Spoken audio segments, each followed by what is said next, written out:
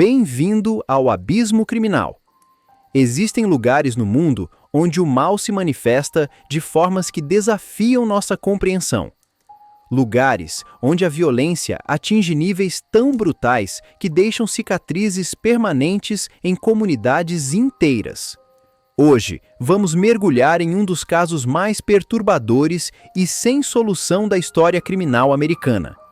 Um massacre que transformou uma pequena vila pacata em sinônimo de terror.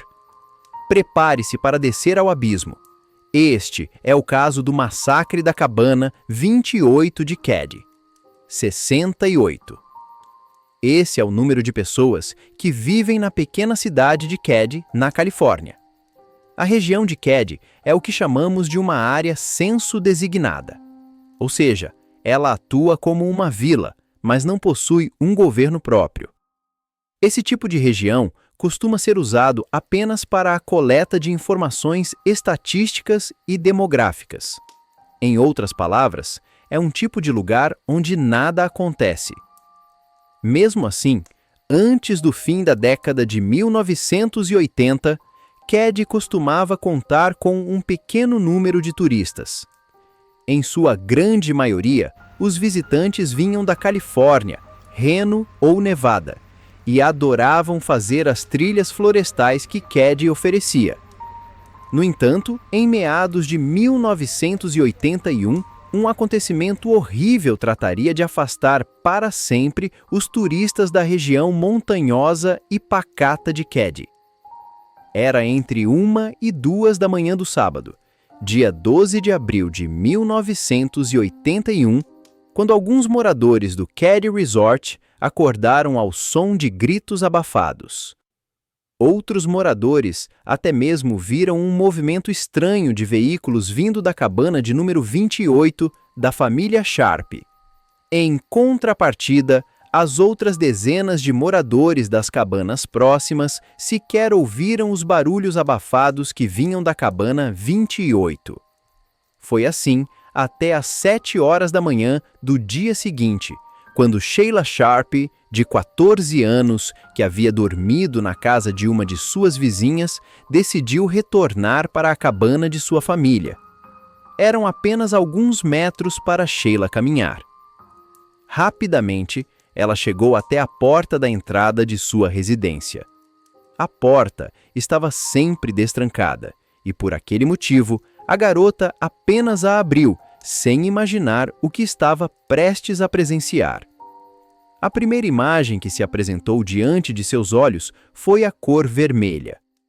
Uma cor que estava manchada por todo o corpo do seu irmão mais velho, John Sharp, de 15 anos, que estava amarrado e visivelmente ferido.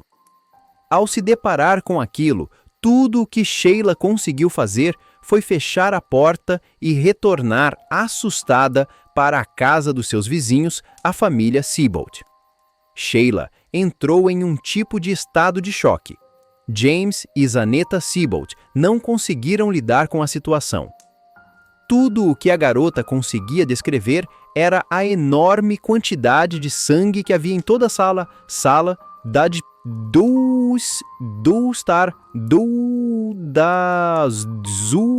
da sua residência. Os Siebold então enviaram seu filho, Jamie, para verificar a cabana 28. Lá, ele encontrou a cena grotesca.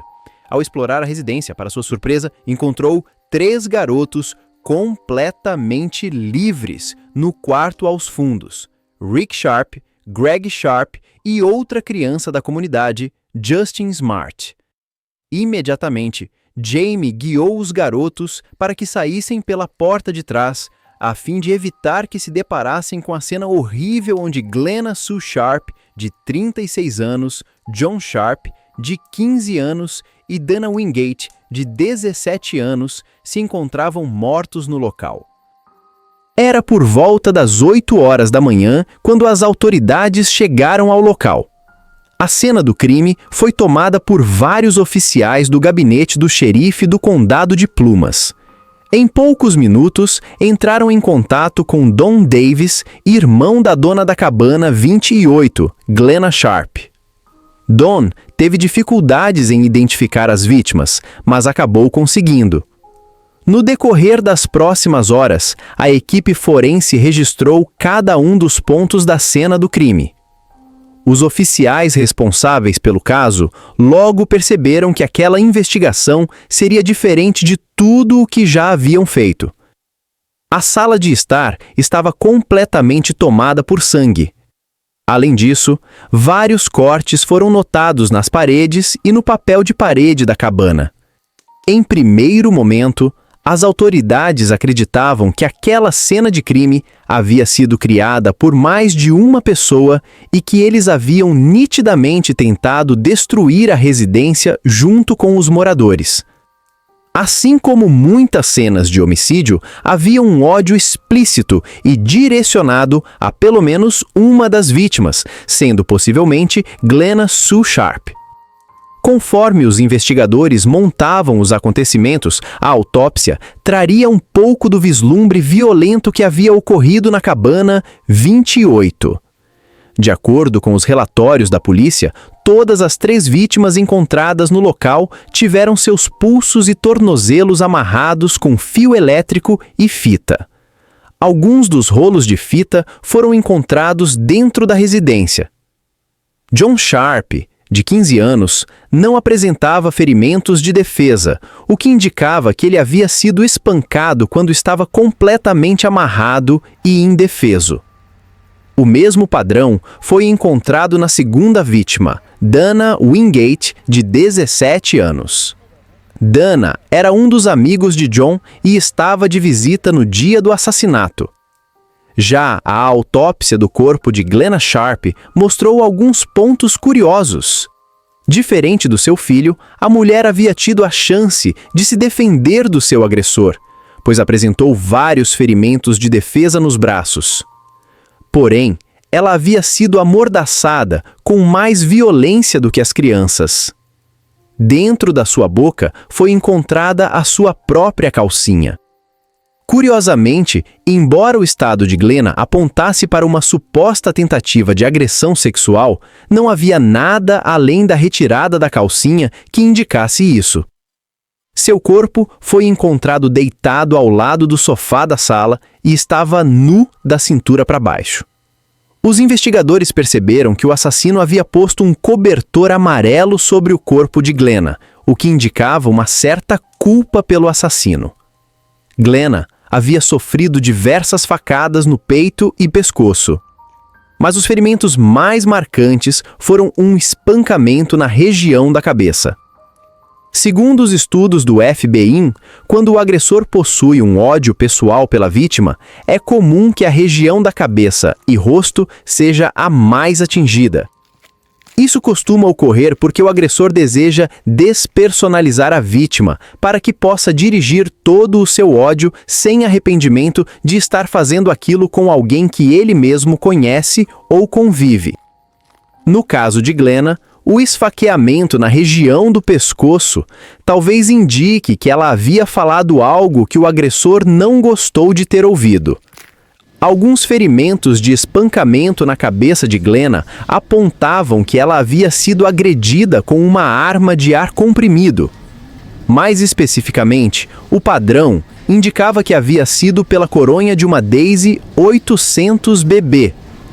Mais tarde, a equipe forense encontraria alguns pequenos pedaços de plástico quebrados que foram conectados ao modelo da arma. Essa análise nos leva de volta para John Sharp, que também teve sua garganta cortada e foi espancado na cabeça por um objeto contundente. A autópsia indicava que havia sido por algo como um martelo. Em contrapartida, além do espancamento com o martelo, também apontava para um possível estrangulamento manual. A diversidade de formas de assassinatos direcionava os investigadores para a existência de 2 ou mais assassinos, sendo o principal deles o assassino de Glenna. Conforme os dados eram coletados, ficou evidente para os investigadores que todo aquele crime havia demorado pelo menos 2 horas para se desenrolar. Eventualmente, um suposto martelo usado no ataque acabou sendo encontrado próximo aos corpos, mas ao longo da investigação, haveria dúvidas quanto à sua procedência. A faca de cozinha que provavelmente foi usada para os ferimentos no peito e pescoço das vítimas também foi encontrada na cena do crime. A lâmina estava dobrada, indicando que o agressor havia usado uma força além da necessária para o massacre. Mais tarde, os investigadores encontraram uma pequena quantidade de sangue no quarto de Tina Sharp, de 12 anos. Ao descobrirem aquilo, eles perceberam que a garota estava desaparecida. A partir desse fato, a investigação apontou para uma linha onde toda aquela brutalidade havia ocorrido apenas para que o seu sequestro fosse feito. Ao tomarem a residência, os agressores apagaram a maioria das luzes e também tiraram o telefone do gancho. Na época, Keddie era um lugar pequeno onde todos se conheciam e, por aquele motivo, nenhuma das portas estava trancada. Conforme os interrogatórios aconteciam, a polícia percebia que ninguém havia visto nada. A família Seabolt, da cabana 27, não percebeu nada de estranho durante a noite daquele dia, além de que, na tarde do sábado, Tina havia visitado seus vizinhos e retornado para casa durante a noite. Enquanto isso, outras cabanas mais distantes relataram terem ouvido alguns gemidos altos, mas nada que os fizesse suspeitar de algo. Alguns possíveis veículos estranhos foram avistados por alguns moradores, que alegaram terem visto uma van verde e um Datsun marrom. As buscas por Tina foram intensificadas em toda a região.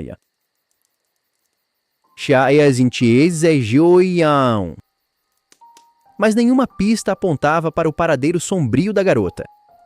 Entretanto, a maioria dos investigadores do gabinete do xerife do condado de Plumas sabia que, com a cena de crime tão violenta e o desaparecimento, era algo totalmente impossível de perseguir. Embora a área fosse pequena, os responsáveis por aquilo já estavam longe o suficiente para que nenhuma evidência indicasse os seus paradeiros. O xerife Doug Thomas decidiu chamar 2 agentes especiais de crime organizado para ajudar nas investigações. Tal atitude foi considerada estranha, porque normalmente o xerife pediria ajuda para o departamento de homicídio do condado. Futuramente, essa decisão seria conectada a um jogo digno de uma trama policial repugnante. A vida de Glenna. Glenna Sharp havia se mudado para a cidade de Keddie no outono de 1980. Ela havia recentemente tentado viver na cidade de Quincy, onde o seu irmão Don já morava há alguns anos, mas ela acabou logo optando em continuar a sua vida, após a separação, em um lugar mais reservado. Keddie era a melhor opção que Glenna pôde encontrar. Ao chegar em Keddie, Glenna conheceu Gary Molleth, proprietário do Keddie Resort, o lugar que se tornaria o local da sua morte. Curiosamente, Glenna apenas conseguiu alugar a cabana 28 porque Gary estava passando por problemas financeiros e decidiu baixar o valor do aluguel. Lá na cabana 28, ela deu um quarto para os seus 2 filhos, Rick e Greg, e o outro quarto ficou para ela e suas filhas, Sheila e Tina. O mais velho e problemático, John, havia ganhado um quarto no porão e a única forma de entrar por lá era a mesma porta que os assassinos entraram. Antes do assassinato, Glenna trabalhava em uma pousada próxima à cidade de Quincy, onde recebia suporte de uma bolsa de educação e uma bolsa da Força Militar dos Estados Unidos. A bolsa militar era devido ao seu relacionamento com o seu ex-marido, James, o qual sequer dava o trabalho de dar apoio aos seus vários filhos e ex-esposa. Os seus filhos estudavam na cidade de Quincy. A vida na cabana 28 deveria ter sido um recomeço bom, mas as sombras de Keddie tomaram as vidas inocentes da família já quebrada. Os suspeitos. Durante as investigações, foi descoberto que John Sharp e Dana Wingate foram vistos pegando carona por volta das 10 horas da noite daquele dia, na cidade vizinha de Quincy. Alguns investigadores acreditam que as crianças haviam pegado carona com os próprios assassinos. Essa linha de investigação mirava para um crime completamente impulsivo e oportunista. Dentro do padrão do FBI, o perpetrador teria sido organizado-desorganizado e provavelmente eram dois. No entanto, segundo o tenente Don Stoy, John e Dana estavam em uma festa na noite do crime. Isso indicava que eles poderiam ter chegado na hora errada e se tornado vítimas. Essa linha de investigação também mirou na alegação equivocada de que drogas estivessem envolvidas. A testemunha Carla McMullen disse aos investigadores que Dana havia roubado LSD dos traficantes locais em Quincy. A polícia, no entanto, logo voltou atrás ao dizer que não havia evidências para algo como aquilo. Isso levou a linha de investigação para Glenna e o seu ex-marido, James, que foi considerado um suspeito. O homem era abusivo com a sua família, mas ele possuía um álibi plausível para o dia do assassinato. O próximo suspeita foi o garoto Justin Smart, que era vizinho da frente dos Sharp. Ele estava na residência no dia do assassinato. O que ligava ele com os crimes era de que os garotos disseram não terem ouvido nada. Porém, o psicólogo de Justin contou que ele disse que teve um sonho onde cobriu Glenna com um cobertor e tentava impedi-la de sangrar. Décadas se passaram. O caso do massacre da Cabana 28 permaneceu sem solução. Mas em 2016, algo aconteceu que trouxe nova esperança. Um martelo foi encontrado em um lago próximo a Keddie. O martelo correspondia à descrição do martelo que Martin Smart alegou ter perdido. O martelo foi analisado e considerado como uma possível arma do crime. A descoberta fez com que o caso fosse reaberto. O novo xerife do condado de Plumas, Greg Hagwood, assumiu a investigação. Greg tinha uma conexão pessoal com o caso. Em 1981, ele tinha 16 anos e era amigo de John Sharp. Para ele, resolver o caso era uma questão pessoal. Greg revisou todos os arquivos da investigação original. E o que ele encontrou o deixou furioso. A investigação havia sido mal conduzida desde o início. Evidências foram ignoradas. Suspeitos foram liberados sem justificativa. E havia sinais claros de corrupção. Em 2016, um artigo foi publicado no jornal Sacramento Bee revelando novas informações. De acordo com o artigo, Martin Smart havia deixado uma carta para sua ex-esposa, Marilyn, antes de se mudar para Reno. Na carta, Martin escreveu: "Eu paguei pela sua vida e agora eu comprei com a vida de 4 pessoas. E você me disse que terminamos. Ótimo. O que mais você quer?" A carta parecia ser uma confissão. Mas por que ela nunca foi usada como evidência? Por que os investigadores originais a ignoraram? Havia mais. O terapeuta de Martin revelou que, durante uma sessão, Martin confessou ter matado Glenna e Tina. Mas ele negou ter matado John e Dana. O terapeuta disse que informou as autoridades em 1981, mas foi ignorado. Tudo apontava para uma conspiração. O xerife Doug Thomas, os agentes de crime organizado que ele chamou, todos pareciam estar protegendo Martin Smart e John Bulbeder. Mas por quê? Alguns investigadores acreditam que havia um esquema de tráfico de drogas envolvido, que Martin e John estavam conectados a traficantes locais e que Doug Thomas estava recebendo propina para fazer vista grossa. Em 2018, o Condado de Plumas anunciou que amostras de DNA haviam sido recuperadas de uma das fitas adesivas encontradas na cena do crime. O DNA foi comparado com um dos suspeitos, mas os resultados nunca foram divulgados. Hoje, mais de 4 décadas depois, o massacre da cabana 28 de Keddie permanece sem solução. Glenna Sue Sharp, John Sharp, Dana Wingate e Tina Sharp nunca receberam justiça. Suas famílias continuam esperando por respostas. A cabana 28 foi demolida em 2004, junto com várias outras cabanas do Keddie Resort. O local se tornou um símbolo de um mal incompreendido. Um lembrete de que, às vezes, o mal vence. Keddie nunca se recuperou completamente. A população diminuiu, os turistas nunca voltaram, e os moradores que permaneceram carregam o peso daquela noite terrível. Uma recompensa de $5.000 continua oferecida para qualquer informação que leve à prisão dos responsáveis. Mas, até agora, ninguém se apresentou. O investigador especial Mike Gamberg, que trabalhou no caso nos últimos anos, disse ao jornal Plumas News: "A vida mudou drasticamente em 1981 para toda essa comunidade. Todo mundo suspeitava de todo mundo e tinha medo de todo mundo." E assim termina mais um capítulo do Abismo Criminal. O massacre da cabana 28 de Keddie permanece como um dos crimes mais brutais e misteriosos da história americana. Um caso que expõe não apenas a crueldade humana, mas também a corrupção e a incompetência que podem impedir a justiça.